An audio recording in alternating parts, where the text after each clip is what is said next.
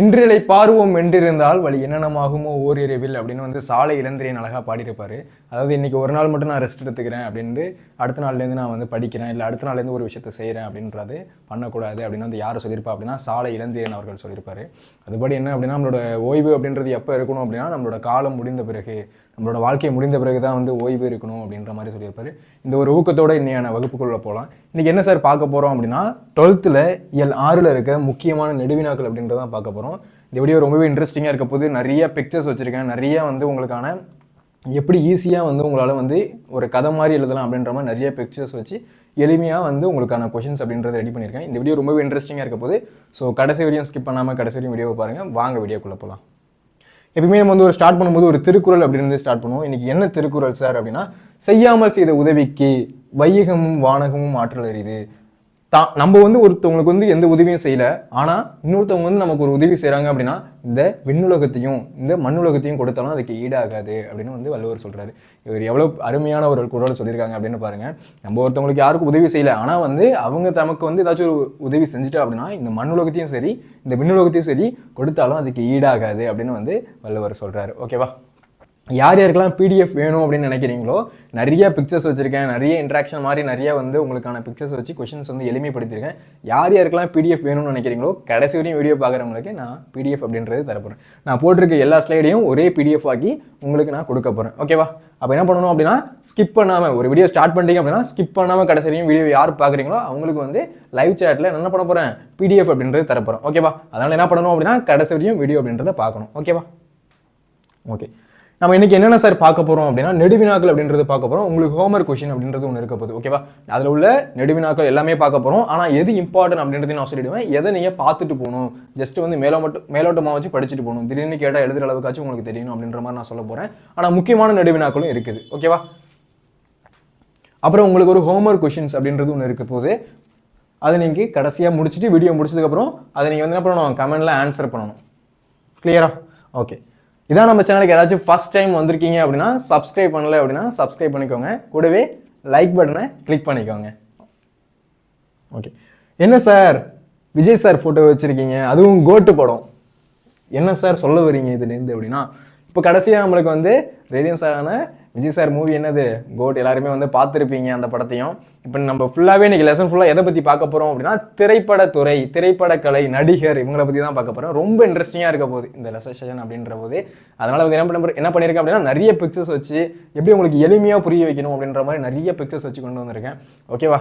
இன்றைக்கி என்ன பார்க்க போகிறோம் அப்படின்னா திரைப்படத்துறை, திரைப்படக்கலை, அதை பற்றி தான் நம்ம வந்து டீட்டெயில்டாக பார்க்க போகிறோம். சிவாஜி கணேசன் எப்படி இருந்தார், திரைப்படத்துறையில் வந்து என்னென்ன தான் கொண்டு வச்சுருக்காங்க, என்னென்ன மாதிரி கேமராலாம் வச்சுருக்காங்க, அதை பற்றி தான் பார்க்க போகிறோம். ஓகேவா? ஃபஸ்ட்டு கொஸ்டின் என்ன அப்படின்னா, திரைப்படத்துறை என்பது 1000 பேரை காப்பாற்றும் தொழிலா, 1000 பேரை காப்பாற்றுற தொழிலா, இல்லை கலைகளின் சங்கமமா, கலைகளோட சங்ககமா அப்படின்ட்டு உங்கள் பார்வையை கட்டுரையாக்குக, நம்மளோட பார்வையில அப்படின்ற ஒரு கட்டுரை மாதிரி எழுதுங்க அப்படின்னு கேட்குறாங்க. பார்க்கலாமா?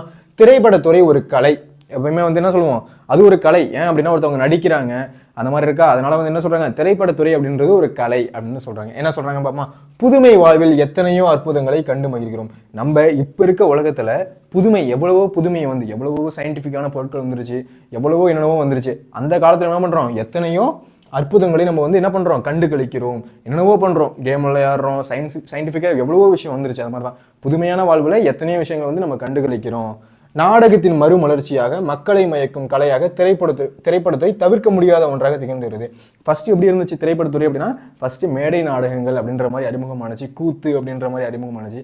ஆனால் இப்போ எப்படி இருக்கு, அப்படியே உல்டாவா சேஞ்ச் ஆகி எப்படி இருக்கு, ஒரு மூவி அப்படின்ற மாதிரி போயிட்டு நம்ம எல்லாரும் பண்ணுறோம், புது படம் வருதா அப்படின்ட்டு எக்ஸைட்மெண்ட்ல இருந்துட்டு கடைசியில் எப்போ ட்ரெய்லர் வருது, எப்போ இன்னைக்கு ரிலீஸ் ஆகுது அப்படிலாம் போய் பார்க்குறாமா படத்தை, அந்த மாதிரி தான் நாடகத்தோட இதை மறுமலர்ச்சி அப்படின்னு சொல்றாங்க. மக்களை மயக்கும் கலையாக என்ன பண்ணுவோம், நம்ம வந்து என்ன பண்ணுவோம் அப்படின்னா சினிமாக்கு எல்லாரும் அடிக்டா இருப்போம். மக்களை மயக்கும் கலையாக ஒரு பாட்டு என்னைக்கு ரிலீஸ் ஆகுது, இன்னைக்கு 6 மணிக்கு ரிலீஸ் ஆகுதா, அப்போ உடனே பார்த்தாகணும்டா அந்த படத்தை, இன்னைக்கு பார்த்தாகணும்டா அந்த பாட்டு அப்படின்ற மாதிரிலாம் இருப்போம்ல. அதான் மக்களோட கலையாக, நாடகத்தின் மறுமலர்ச்சியாக மக்களை மயக்கும் கலையாக திரைப்படத்துறை தவிர்க்க முடியாத ஒன்றாக, அதை வந்து தவிர்க்கவே முடியாது நம்ம வாழ்க்கையில. யாராச்சும் வந்து படம் பார்க்காம இருக்கு அப்படின்னு யாராச்சும் சொல்ல முடியுமா?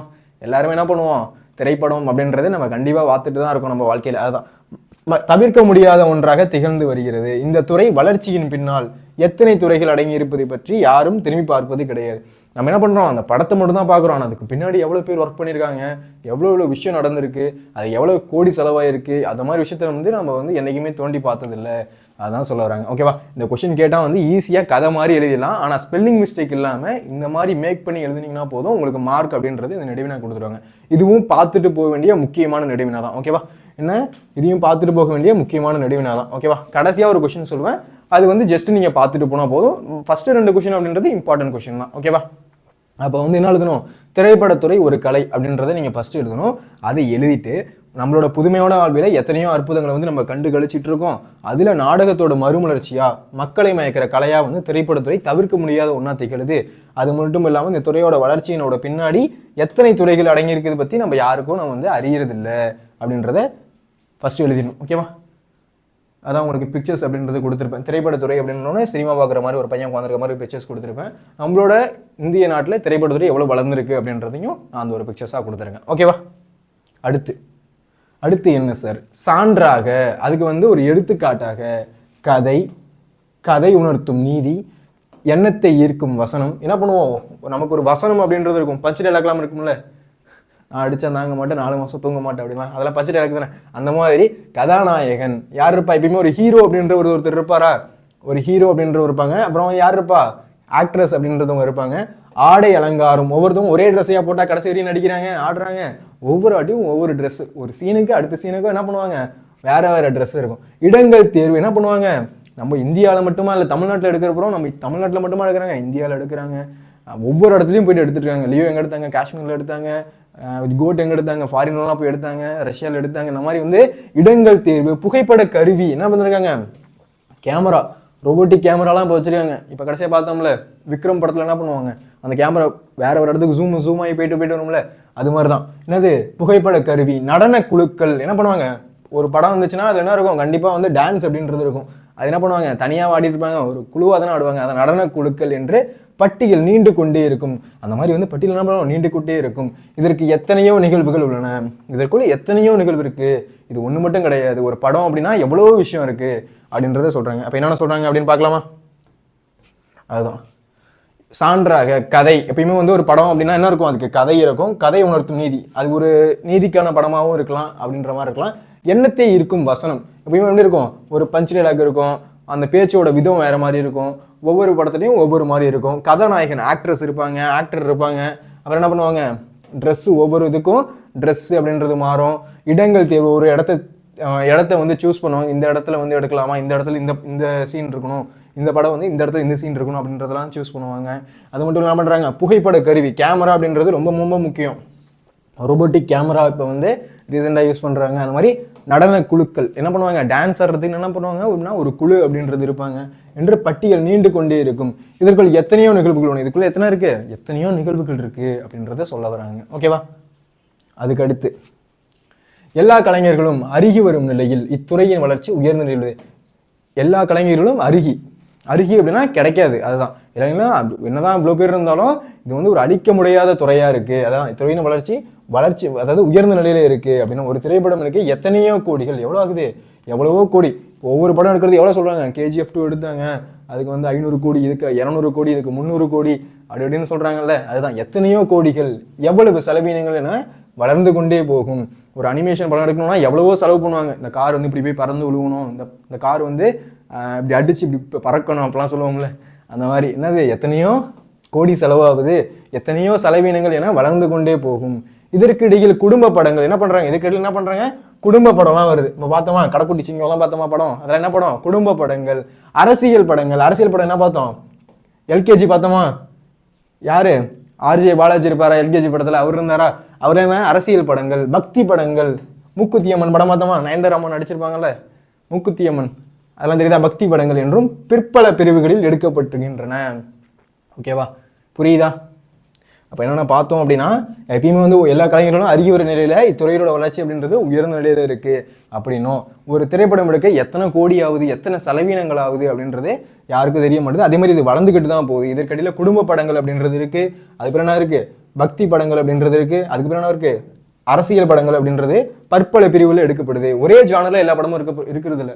ஒவ்வொரு படமும் ஒவ்வொரு ஜானர்ல இருக்கு. எப்பயுமே என்ன பண்ணுவோம், பேய் படம் பார்ப்போம், அப்புறம் காமெடி படம்னு ஒன்று இருக்கும், அப்புறம் என்ன பண்ணுவோம் த்ரில்லர் படம்னு இருப்போம், அந்த மாதிரி வந்து கிரைம் படம்னு இருக்கும். அந்த மாதிரி ஒவ்வொரு படமும் ஒவ்வொரு ஜானர்ல இருக்கும். அதுதான் பற்பல பிரிவுகளை வந்து எடுக்கப்படுது அப்படின்னு சொல்றாங்க. இதுல கொடுத்ததுக்கு நான் உங்களுக்கு பிக்சர்ஸ் அப்படின்றத வச்சிருக்கேன். ஓகேவா, நான் வச்சிருக்க இந்த பிக்சர்ஸை நீங்க ஞாபகம் வச்சுக்கிட்டாலே போதும். இது அழகா நீங்க கதை மாதிரி எழுதலாம். ஒண்ணே ஸ்பெல்லிங் மிஸ்டேக் இல்லாம தப்பா எழுதாம கரெக்டா எழுதுனீங்க அப்படின்னா போதும், உங்களுக்கு ஸ்கோர் நல்ல ஸ்கோர் அப்படின்றது கிடைக்கும். ஓகேவா, அடுத்து போலாமா? முடிச்சுட்டு நம்ம ஒரு ரீகேப் முடிஞ்சா பார்க்கலாம். ஓகேவா, இவற்றிற்கு மேலாக ஒவ்வொரு பிரிவிலும் விற்பனர்கள் தேவைப்படுகிறார்கள். இது எப்பயுமே என்ன பண்ணுவாங்க, ஒவ்வொரு அடியும் வந்து ப்ரொடியூசர் அப்படின்றது ஒருத்தவங்க இருப்பாங்க. படம் முடிஞ்சது என்ன பண்ணுவாங்க, ப்ரொமோஷன் அப்படின்றது இருக்கும். அது மூலமாக கொண்டு போய் மக்கள்கிட்ட சேர்ப்பாங்க. ஓகேவா, ஒரு படத்தை ஹைப் ஏற்றுவாங்கல்ல, இந்த படம் வந்து ஐயோ வந்துருச்சா, ஐயோ இந்த ஃபர்ஸ்ட் நாளே பார்த்தானுமே, இது ஃபர்ஸ்ட் ஷோவே பார்த்தானுமே, FDFS பார்க்கணுமே அப்படிலாம் தோணும்ல. அது மாதிரி அதான் விற்பனர்கள் இருக்காங்க. அதற்கான திரைப்படத்துறை சார்ந்த படிப்புகளும் உள்ளன. இது சாதாரணமாக யாரும் போயிட்டு திடீர்னு போயிட்டு ஒரு விஷயத்தில் பண்ணுறதில்ல. அவங்க என்ன பண்ணுறாங்க, இதுக்குன்னு ஒரு எஜுகேஷன் இருக்குது, இதுக்குன்னு வந்து ஒரு படிப்பு இருக்குது. என்ன சொல்கிறாங்க, என்னென்ன படிப்பு இருக்குது அப்படின்னு ஞாபகப்படுத்தி பார்த்தோம்னா, விஷுவல் கம்யூனிகேஷன் ஒன்று இருக்குது, அப்புறம் வந்து சவுண்ட் இன்ஜினியரிங், சவுண்டுக்குன்னு ஒரு படிப்பு இருக்குது, அப்புறம் டெலிவிஷன் இன்ஜினியரிங்னு ஒன்று இருக்குது, அந்த படத்தை எப்படி இருக்குது, கேமரா எப்படி வந்து யூஸ் பண்ணணும் அப்படின்றதுக்கு ஒரு படிப்பு இருக்குது. அந்த மாதிரி நிறைய படிப்புகள் இருக்குது. இந்த துறையில் முழு ஈடுபாடு கொண்டால் தான் சிறக்கும். இந்த துறையில் வந்து யார் வந்து வெற்றி பெறாங்க அப்படின்னா, முழு ஈடுபாடோட யார் இருக்காங்க, அவங்க மட்டும் தான் நல்லா சிறந்து இருக்காங்க அப்படின்னு சொல்கிறாங்க. ஓகேவா, அப்போ என்ன சொன்னாங்க அப்படின்னு பார்த்தா, இவற்றுக்கு மேலாக ஒவ்வொரு பிரிவிலும் விற்பனர்கள் தேவைப்படுகிறாங்க அப்படின்னு. அதற்கான திரைப்படத்துறை சார்ந்த படிப்புகளும் இருக்குது. அதுக்கு என்ன பண்ணுறாங்க, திரைப்பட சார்ந்த படிப்புகளும் இருக்குது. அதுக்கு ஏற்ற மாதிரி படிப்பு அப்படின்றது இருக்குது. இதில் முழு ஈடுபாடு கொண்டால் தான் சிறக்க முடியும் அப்படின்னு சொல்கிறாங்க. கிளியரா? அடுத்து என்ன சார் அப்படின்னா, இதை பலகைகளின் சங்கமம் என்றும் கூறலாம். அதான் என்ன சொல்கிறாங்க, பலகைகளின் சங்கமம் என்றே இதை கூறலாம் அப்படின்னு சொல்கிறாங்க. அடுத்து என்ன சார், அனிருத் ஃபோட்டோலாம் வச்சுருக்கீங்க அப்படின்னா, என்னதுக்கு, சவுண்டு மியூசிக்காக அவரோட ஃபோட்டோ அப்படின்றத வச்சுருந்தேன். எதுக்காக வச்சுருந்தேன் அப்படின்னா, மியூசிக் போடுறாருல ஒவ்வொரு படத்துக்கும், அதனால் வந்து வச்சுருந்தேன். நடிகர்களின் நடிப்புக்கலை, ஒப்பனைக்கலை, அவங்களோட எப்படி இருக்குது, அவங்க எப்படி நடிக்கிறாங்க, ஒப்பனைக்கலை, வசனம், ஒவ்வொரு படத்துல என்ன பண்ணுறாங்க, ஒவ்வொரு வசனம் அப்படின்றது பேசுகிறாங்க. இந்த படத்துக்கு வந்து ஒரு மாதிரி வசனம் பேசுகிறாங்க, இந்த படத்துக்கு ஒவ்வொரு மாதிரியும் வந்து என்ன பண்ணுறாங்க, வசனம் அப்படின்றது ஒவ்வொரு படத்துக்கும் பேசிட்டு வராங்க. பேச்சுக்கலை, கேமரா, படம் எடுப்பதில் கலையம்சம், ஒளிப்பதிவு கலை, சவுண்டு, ஒவ்வொரு படத்துக்கும் அப்படி இருக்குது. பின்னாடி வந்து பின்னணி இசை அப்படின்றது இருக்குது. இந்த மாதிரி தான் வந்து, அதாவது காமெடி அப்படின்னா ஒரு மியூசிக் வரும், இல்லை வந்து சோகமான அப்படின்னா அப்படியே சோகத்ததும்புற ஒரு மியூசிக் இருக்கும், நம்மளே அழுவ வச்சிரும். ஓகேவா, அதுதான் ஒளிப்பதிவுகளை. ஒளிப்பதிவு, இந்த ஒலிப்புக்கும் இந்த ஒலிக்கும் என்ன சார் வித்தியாசம்? இந்த ஒலி அப்படின்றது சவுண்டு, நம்ம கேட்குறோம்ல, நான் பேசிட்டு இருக்கிறது நீங்கள் கேட்குறீங்கல்ல, அது வந்து இந்த சவுண்டு. இந்த ஒலி அப்படின்றது என்ன பார்க்குறீங்கல்ல, அந்த இது. ஓகேவா, ரெண்டுத்துக்கும் டிஃப்ரென்ஸ் புரியணும். ஓகேவா, குழு, நடனக்கலை என ஒட்டுமொத்த கலைஞரால் மட்டும்தான் இது நடந்தேறி வருகிறது அப்படின்றத சொல்கிறாங்க. ஓகேவா, என்னென்ன சொல்கிறாங்க அப்படின்னு பார்க்கலாமா? இதை பல கலைகளின் சங்கமம் என்றே கூறலாம். இது என்ன சொல்றாங்க, பல கலைகளோட சங்கமம் தான் ஒரு படம், ஒரு திரைப்படம் அப்படின்றது பல கலைகளோட சங்கமம் தான் ஒரு திரைப்படம் அப்படின்றத சொல்றாங்க. அடுத்து நடிகரோட நடிப்புகளை, ஒவ்வொரு படத்துலையும் ஒவ்வொரு மாதிரி நடிக்கிறாங்க. ஓகேவா, அது நடிகரோட நடிப்புகளை. ஒப்பனை கலை அப்படின்னா என்ன சார், ஒப்பனை அப்படின்னா அவங்க வந்து அலங்கரிச்சுக்கிறது, ஒவ்வொரு விதத்துலையும் ஒவ்வொரு படத்துலையும் ஒவ்வொரு மாதிரி இருப்பாங்க, ஒவ்வொரு கேரக்டரும். அதுதான். அடுத்து வசனம், எப்பயுமே பேசும்போது என்ன பண்றாங்க, ஒவ்வொரு வசனமா பேசுறாங்களா, இது அப்படி சொல்றாங்க, இது எப்படி சொல்றாங்க, அந்த மாதிரி வசனம், அதுதான் பேச்சுக்கலை. கேமரா, படம் எடுப்பதில் கலையம்சம், என்ன பண்றாங்க, படம் வந்து எப்படி பண்றாங்க, இப்பெல்லாம் என்ன வந்துச்சு, ட்ரோன் கேமரா வந்துருச்சு, மேலேருந்துலாம் வந்து ஷூட் பண்ணுவாங்க. அப்படியே வந்து மேலேருந்து வந்து நம்ம கழுகு பார்வையெல்லாம் பார்க்குறாங்க அப்படின்னு நம்ம நியூஸில் பார்ப்போம். கழுகு பார்வையிலேருந்து ஒரு படத்தை அப்படின்றது எடுப்பாங்க, அந்த மாதிரிலாம் எடுக்கிறாங்க. ஒளிப்பதிவுகளை, சவுண்டு என்ன பண்ணுறாங்க, ஒவ்வொரு படத்துக்கும் சவுண்டு அப்படின்றது ரொம்பவே முக்கியமாக இருக்கும். பாட்டு, நாலு பாட்டு இருக்கும், அப்புறம் என்ன இருக்கும், ஒவ்வொரு பேக்ரவுண்ட் மியூசிக் அப்படின்றது இருக்கும். அது அடுத்து ஒளிப்பதிவு குழு என்ன பண்ணுறாங்க, எப்படி படம் எடுக்கிறது, லைட்டிங் செட்டப், அதான் ஒளிப்பதிவு குழு. நடனக்கலை என்ன பண்ணுறாங்க, நடனக்கலை அப்படின்றது இருக்குது. ஒருத்தவங்க மட்டும் தனியாக ஆடுறதில்ல, ஒரு குரூப்பாக ஆடுறாங்க. இந்த மாதிரி என்ன பண்ணாங்க, ஒவ்வொரு படத்துலையும் ஒவ்வொரு டான்ஸ் அப்படின்றது இருக்குது. ஏன்னா ஒட்டுமொத்த கலைஞர்கள் மட்டும்தான் இது நடந்தேறி இருக்கிறது. இவங்க எல்லாராலையும் சேர்ந்ததுக்கு அப்புறம் தான் என்ன பண்ணுது, ஒரு திரைப்படம் அப்படின்றது வெளியே வருது அப்படின்றத சொல்ல வராங்க. ஓகேவா, அடுத்து என்ன சார் அப்படின்னா, கணினி சம்பந்தப்பட்ட ஒத்துழைப்புகளாலும் உதவியாலும் இத்துறை மெருகூற்றப்படுகிறது. இது நார்மலாக வந்து ஜஸ்ட் வந்து கேமராவில் எடுத்தால் மட்டும் இந்த படம் அப்படின்றது நல்ல பிரம்மாண்டமாக வர்றதில்லை. என்ன பண்ணுறாங்க, இந்த படத்தை எப்படி எடுக்கிறாங்க அப்படின்னா, கேமராவில் எடுத்து ஒரு எடிட்டிங் அப்படின்றது ஒன்று போகுது. ஓகேவா, அது என்ன பண்ணுறாங்க, ட்ரிம் பண்ணுறாங்க, கட் பண்ணுறாங்க, அதில் வந்து விஷுவல் எஃபெக்டை போடுறாங்க. இந்த மாதிரி படம் வந்து ரொம்ப சூப்பராக வரணும், என்ன பண்ணுறாங்க, ஸ்லோ மோஷன்லாம் பண்ணுறாங்க. அடிக்கும்போது வந்து இவன் அப்படியே போய் பொறுமையாக தான் போய் ஒரு இடத்துல விழுவணும் அப்படின்ற மாதிரிலாம் வைக்கிறாங்கல்ல. இதை என்ன சொல்கிறாங்க, அது நார்மலாக வந்து எடுத்ததுனால உடனே வந்துடுதுல. என்ன பண்ணுறாங்க, கணினி சூப்பர் கம்ப்யூட்டர்லாம் போது என்ன பண்ணுறாங்க அப்படின்னா, அந்த விஷுவல் எஃபெக்ட் வந்து போட்டு ரொம்ப பிரம்மாண்டமாக்குறாங்க. கண்டுபிடிப்புகள் அதிகமானாலும் கலை அம்சம் நிறைந்தது திரைப்படத்துறையே. என்னதான் கண்டுபிடிப்புகள் அதிகமானாலும் ஒவ்வொரு படமும் ஒவ்வொரு கிரியேட்டிவிட்டியில் இருக்குது. ஒவ்வொரு படமும் என்ன பண்ணுது, ஒவ்வொரு புது புது காமெடி வருது, புது புது திரை அம்சம் வருது, அந்த மாதிரி தான். அதான் கண்டுபிடிப்புகள் அதிகமானாலும் திரை அம்சம் நிறைந்தது திரைப்படத்துறையே. எனவே கலைகளின் சங்கமம் என்பது பொருத்தமானது. அதனால தான் கலைகளோட சிறப்பம்சம் அப்படின்றது இதுக்கு பொருத்தமாக தான் இருக்குது அப்படின்னு சொல்கிறாங்க. ஓகேவா? இந்த கொஷின் வந்தால் ஈஸியாக மார்க் எடுத்துடலாம். ஓகேவா? கதையாக இருக்குது, நிறைய பிக்சர்ஸ் அப்படின்றது வச்சுருக்கேன். ஓகேவா? அடுத்து திரைப்படத்துறை 1000 பேரை இல்லை 1000 குடும்பங்களை வாழ வைக்கிறது. அங்கே என்ன கேட்டாங்க கொஸ்டின்ல, 1000 பேரை வாழ வைக்குதா அல்லது அப்படின்னு கேட்டாங்களா? திரைப்படத்துறை வந்து 1000 பேரெல்லாம் வாழ வைக்கல, ஆயிரக்கணக்கான குடும்பங்களை வாழ வைக்குது. ஒவ்வொரு படத்துக்கும் பின்னாடி எவ்வளோ பேர் ஒர்க் பண்ணுறாங்க, அவங்களுக்குன்னு ஒரு குடும்பம் இருக்குது. சரியா? அந்த மாதிரி வந்து ஒவ்வொரு குடும்பத்தையும் வந்து வாழ வைக்குது அப்படின்றத சொல்ல வராங்க. அடுத்து கேளிக்கைகள் நிறைந்த இவ்வுலகில் திரைப்படத்துறைக்கு மட்டும் கலைஞர்கள், தொழில்நுட்ப 1121 வல்லுநர்கள், ஒப்பனைக்காரர்கள், ஆடை அலங்கார வல்லுநர்கள், ஆண் பெண் நடன குழுக்கள், சண்டை காட்சிகளில் பங்கு பெற எதிர்த்தலைவன் மற்றும் துணைவர்கள், உதவியர்கள் என எத்தனையோ ஆட்கள் இதை நம்பியிருக்கிறார்கள். இதில் எவ்வளோ பேர் இருக்காங்க, ஒரு படம் அப்படின்னா எவ்வளோ பேர் வந்து ஒர்க் பண்ணுறாங்க அப்படின்றத சொல்கிறாங்க. கேளிக்கைகள் நிறைந்த இவ்வுலகில் இது இந்த படம் தானே நடிக்கிற கூத்தாடுறேன்னு அப்பெல்லாம் சொல்லும்போது என்ன சொல்கிறாங்க, திரைப்படத்துக்கு மட்டும் எத்தனை கலைஞர்கள், எவ்வளோ கலைஞர்கள் இருக்காங்க, அதுக்கு எத்தனை இருக்காங்க, எடிட்டிங்க்கு ஒரு ஆள், கேமரா பிடிக்கிறதுக்கு ஒரு ஆள், இது மாதிரி எத்தனையோ கலைஞர்கள் இருக்காங்க, சவுண்டுக்கு ஒரு ஆள், ட்ரெஸ்ஸு வந்து ஒருத்தவங்களுக்கு வந்து எப்படி வந்து ட்ரெஸ் அமைப்பு இருக்கணும், இந்த படத்துக்கு இந்த ட்ரெஸ்லாம் போட, இந்த டான்ஸ் ஆடணும்னா இந்த ட்ரெஸ் இருக்கணும் அப்படின்ற மாதிரி ஒவ்வொரு சின்ன சின்ன விஷயத்துக்கும் ஒவ்வொரு கலைஞர்கள் இருக்காங்க. அதுதான் எத்தனையோ கலைஞர்கள். தொழில்நுட்ப 1121 வல்லுநர்கள். எத்தனை பேர் இருக்காங்களா?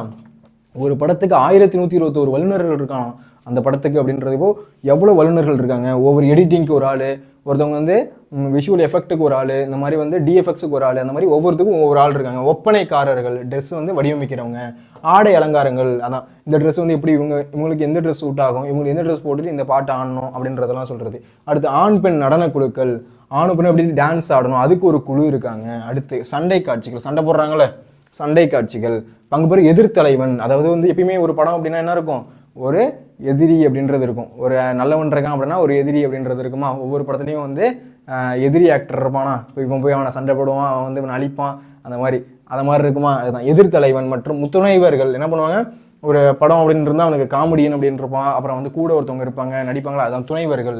உதவியாளர்கள் என்ன பண்ணுவாங்க, உதவியாளர்கள் நிறைய பேர் இருப்பாங்க அதுக்கு. ஏன்னா எத்தனையோ ஆட்கள் இதை நம்பியிருக்காங்க, எத்தனையோ பேர் இந்த தொழிலை நம்பியிருக்காங்க அப்படின்றத எழுதணும். ஓகேவா? புரிஞ்சுதா? ஓகேவா? உங்களுக்கு கதையாக தான் சொல்லியிருக்கேன் இந்த பாடத்துக்கு, இந்த கொஷினே. ஓகேவா? அடுத்து இத்திரைப்படத்துறையில் மட்டும் கால் வைத்து விட்டால் அவர்களுக்கு மற்ற தொழில் மறந்து விடுகிறது. இதுக்குள்ளே கால் எடுத்து வச்சுட்டாங்க அப்படின்னா அதுக்கப்புறம் அவங்களுக்கு எந்த துறையுமே வந்து கண்ணுக்கு தெரியாது, அவ்வளோதான். மற்ற தொழிலெலாம் வந்து அவங்களுக்கு மறந்து போயிடுது அப்படின்னு சொல்கிறாங்க. அடுத்து எல்லாம் இருந்தவர்கள் ஏன் இத்துறைக்கு வருகிறார்கள் என்று தெரியவில்லை. எல்லாம் இருந்தவங்க ஏன் இந்த துறைக்கு வராங்க அப்படின்றதே தெரியலை. சென்னையில் இருக்க கோடம்பாக்கத்தில் கலைத்துறை சார்ந்த குடும்பங்கள் ஆயிரக்கணக்கில் இதை நம்பி தான் வாழ்கிறாங்க. எங்கள் கோடம்பாக்கத்தில், சென்னையில் இருக்க கோடம்பாக்கத்தில் வந்து கலைத்துறை குடும்பங்கள் என்ன பண்ணுறாங்க, இதை நம்பி தான் வாழ்ந்துக்கிட்டு இருக்காங்க அப்படின்றத சொல்லி முடிக்கணும். ஓகேவா? கிளியரா?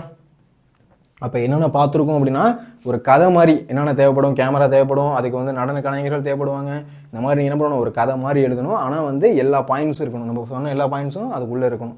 இருந்து நீங்கள் ஒரு கதை மேக் பண்ணி எந்த ஸ்பெல்லிங் மிஸ்டேக்கும் இல்லாமல் கரெக்டாக ஒரு நயத்தோட ஒரு சொல்ல வந்த கருத்தோடு நீங்கள் எழுதுனீங்க அப்படின்னா உங்களுக்கு ஃபுல் மார்க் அப்படின்றது கொடுப்பாங்க. ஓகேவா? இதையே நீங்கள் வேணும் அப்படின்னா நான் உங்களுக்கு பிடிஎஃப் அப்படின்றது கடைசி வரையும் வீடியோ பார்க்குறவங்களுக்கு பிடிஎஃப் அப்படின்றது கொடுப்பேன். இதை கூட படிச்சுட்டு போய் நீங்கள் எழுதலாம். ஓகேவா? அடுத்த கொஷின் போகலாமா? அடுத்து ஆங்கோர் ஏழைக்கு எழுத்தறிவித்தல் இறைப்பணி. அடுத்து இருக்குது, இதோட முடிக்கணும். ஓகேவா?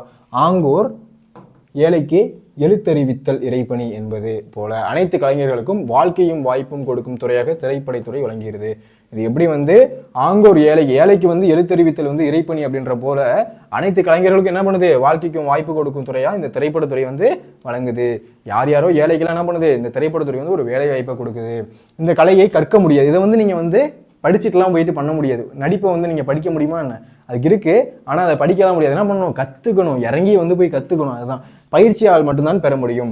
மறவோம் கலைஞர்களை மதிப்போம், யாரையும் மறக்கக்கூடாது. அதாவது மறவோம் அப்படின்னா மறவோம், அவங்க வந்து நடிக்கிறவங்க ஒவ்வொருத்தவங்களும் என்ன பண்ணக்கூடாது, மறவோம் கலைஞர்களை வந்து மறக்கக்கூடாது, மதிப்போம், அவங்க என்ன பண்ணணும், மதிக்கணும் அப்படின்றதையும் சொல்ல வராங்க. ஓகேவா? இது அழகாக எழுதிருவீங்களா? இந்த கொஷின் கேட்டால் அழகாக போட்டுட்டு திரைப்படத்துறை அப்படின்னு ஸ்டார்ட் பண்ணி அழகாக எழுதிடணும். ஓகேவா? அடுத்த கொஷின் போலாமா? அடுத்து என்ன சார் இதில் எழுத பாலச்சந்திரன் சொல்லிக்காடுன்னு எழுதியிருக்கு.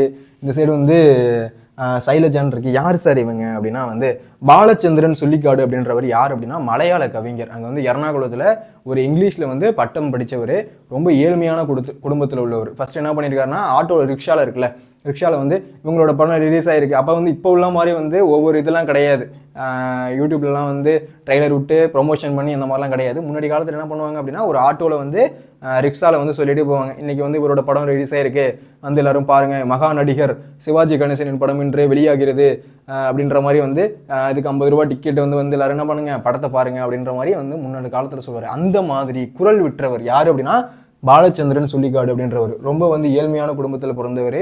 என்ன பண்ணியிருக்காரு, ஃபர்ஸ்ட் இந்த மாதிரி வந்து ரிக்ஷாவில் வந்து இந்த மாதிரி சொல்லிட்டு போவார், அந்த மாதிரி வேலையை பார்த்துட்டு இருந்தவர். பின்னாடி என்ன பண்ணியிருக்காரு அப்படின்னா பின்னொரு காலத்தில் ஒரு கவிஞராக மாறி இருக்காரு. எங்கள் மலையாளத்தில் அவர் என்ன பண்ணியிருக்காருன்னா நம்ம தமிழ்நாட்டில் இருந்த சிவாஜி கணேசன் அவர்களை பற்றி ஒரு கவிதை அப்படின்றத எழுதியிருக்காரு. ஓகேவா, அதை வந்து சிதம்பர நினைவுகள் அப்படின்னு வந்து யார், சைலஜா இவங்க என்ன பண்ணியிருக்காங்க அப்படின்னா மொழிபெயர்த்திருக்காங்க. ஓகேவா, கேவி சைலஜா அப்படின்றவங்க அதை வந்து என்ன பண்ணிருக்காங்க அப்படின்னா மொழிபெயர்த்திருக்காங்க. அதை பற்றி தான் நம்ம ஒரு கொஷின் அப்படின்றது பார்க்க போகிறோம். புரியுதா, என்ன பண்ணியிருக்காங்க அப்படின்னா இவர் யார் அப்படின்னா பாலச்சந்திரன் சொல்லிக்காடு அப்படின்றவர் என்ன பண்ணியிருக்காரு அப்படின்னா மலையாள கவிஞர்.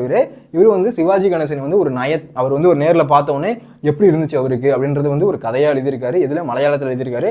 அதை வந்து கேபி சைலஜான்றவங்க என்ன பண்ணுறாங்க அப்படின்னா அதை வந்து நம்ம தமிழ் மொழியில் மொழியாக்கம் செய்கிறாங்க. அதை பற்றி தான் ஒரு கொஷின் அப்படின்றத கேட்டிருக்காங்க. இது ரொம்ப ரொம்ப ரொம்ப ரொம்ப முக்கியமான கொஷின். இது அடிக்கடி நான் வந்து கேட்டுகிட்டே இருக்காங்க. அதனால் இதை படிக்காமல் நீங்கள் எக்ஸாம் ஹாலுக்குள்ளே போவே கூடாது இந்த கொஷின். ஓகேவா, என்ன கொஷின் சார் அதுன்றதை நான் சொல்கிறேன். இதில் 6ல் இருக்க முக்கியமான question. Second mid term exam உங்களுக்கு இன்னும் நடைபெறலை அப்படின்னா இந்த கொஷின் கேட்கறதுக்கான வாய்ப்பு ரொம்ப அதிகம். ஓகேவா, யார் இருக்கலாம் செகண்ட் மிட் எக்ஸாமு உங்களுக்கு முடிஞ்சிருச்சு, யாருக்கு இன்னும் என்னைக்கு எக்ஸாம் இருக்குது அப்படின்றதையும் கீழே கமெண்ட் பண்ணுங்கள். ஓகேவா, பார்க்கலாமா சார்? ஃபர்ஸ்ட் கொஷின் என்ன சார், மகா நடிகரை கண்ட பாலச்சந்திரன் சொல்லிக்காடு, அது அவர் தான் மன ஓட்டத்தை நயத்துடன் எழுதுங்க. அவரோட மன ஓட்டம் எப்படி இருந்துச்சு அப்படின்றத நயமாக எழுதுங்க அப்படின்னு சொல்கிறாங்க. ஓகேவா, சொல்லிக்காட்டு பாலச்சந்திரன் 30 வருடங்களுக்கு முன்னால் ஒரு கூலி. அதான் 30 வருஷத்துக்கு முன்னாடி என்ன பண்ணியிருக்காருன்னா அந்த பாலச்சந்திரன் சொல்லிக்காடு அப்படின்றவர் ரொம்ப வந்து ஏழ்மையாக இருந்தவர். அந்த மாதிரி என்ன பண்ணியிருக்காரு, எர்ணாகுளத்தில் வந்து ஒரு இங்கிலீஷ் வந்து எர்ணாகுளம் காலேஜில் போய் என்ன பண்ணியிருக்காரு இங்கிலீஷ் பட்டம் தேர்ந்தவர், ரொம்பவே கஷ்டப்பட்டவர். என்ன பண்ணியிருக்காரு, அவர் வந்து காலத்தில் வந்து ரிக்ஷாவில் போயிட்டு இந்த மாதிரி இந்த படம் ரிலீஸ் ஆகுது அந்த படம் ரிலீஸ் ஆகுதுன்னு போயிட்டு விளம்பரப்படுத்துவார். அதான் குரல் விற்றவர். அதான் முன்னாள் ஒரு குடி. திரையரங்கில் வெளியாகும் திரைப்படத்தை ஆட்டோ ரிக்ஷாவில் விளம்பரத்து பையன். அதாவது என்ன பண்ணுவார், ஆட்டோ ரிக்ஷாவில் போயிட்டு இந்த மாதிரி வந்து விளம்பரப்படுத்துகிற ஒரு பையன். யார், பாலச்சந்திரன் சொல்லிக்காடு அப்படின்றவர். நான் இந்த ஒரு கொஷினையே நான் வந்து என்ன பண்ண போகிறேன் அப்படின்னா உங்களுக்கு ஒரு கதையாக சொல்ல போகிறோம். ஓகேவா, இதை படிச்சுட்டு இதையும் நீங்கள் ஒரு வாட்டி பார்த்துக்கோங்க. நான் பிடிஎஃப் அப்படின்றத கொடுக்குறேன், இதையும் டவுன்லோட் பண்ணி நீங்கள் அதை பார்த்தீங்க அப்படின்னா உங்களுக்கு ஈஸியாக புரியும். ஓகேவா, அதுவும் இல்லாமல் நம்ம யாரை பற்றியும் பார்க்க போகிறோம் அப்படின்னா நடிகர் திலகம் சிவாஜி கணேசன் அவர்களை பற்றியும் நம்ம பார்க்க போகிறோம். ஓகேவா, இந்த இதை வந்து என்ன சொல்கிறாங்க, மகா நடிகரை கண்ட பாலச்சந்திரன் மன ஓட்டம், அவரோட மன ஓட்டம் எப்படி இருந்துச்சு அப்படின்றத நயத்தோடு எழுதுங்க அப்படின்னு சொல்லியிருக்காங்க. ஓகேவா, பார்க்கலாமா? ஓகே, ஃபர்ஸ்ட் என்ன பண்ணுறோம் அப்படின்னா 20 வருடங்களுக்கு பின்னாடி 20 வருஷத்துக்கு பின்னாடி என்ன நடக்குது அப்படின்றத சொல்ல வராங்க. இது 20 வருடங்களுக்கு பின் கேரளாவோட வீதிகள் என்ன பண்ணுறாரு, யாரு, பாலச்சந்திரன் சொல்லிக்காடு அப்படின்றவர் அன்று குரல் விற்று பிழைத்த பையன் சிவாஜி கணேசன் வீட்டில் அவரோட உணவருந்தும் அற்புத சூழல் என்று.